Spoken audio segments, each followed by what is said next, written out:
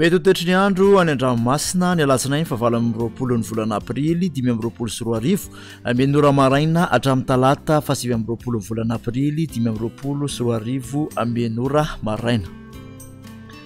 Tsy misy ny filazana manokana mahakasika ny alon-drano.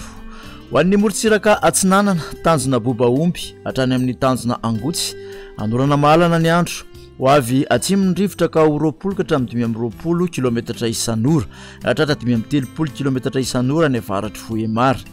Adiny mpanonja ny ranomasina ny avy onja anodidina ny 1 ka hatramin'ny 1.5 metatra.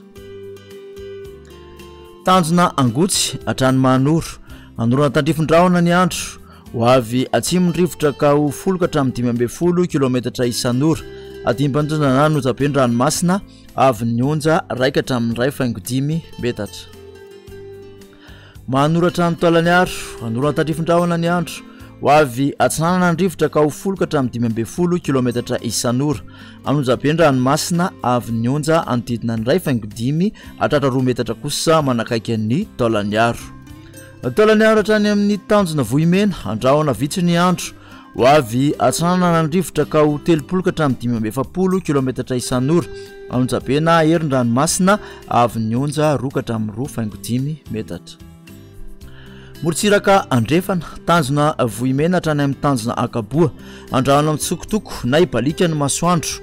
Ho avy atsimo na atsimo atsinanana ny rivotra ka ho 10 ka hatramin'ny 20 kilometatra isan'ora hatratra 20 ka hatramin'ny 30 kilometatra isan'ora kosa any atsimon'ny Ampania.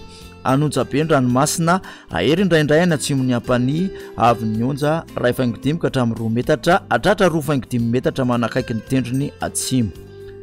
Tanjona akaboatra any amin'ny tanjona vilanandro andrahana amin'ny sitokotoko na ibalika ny masoandro.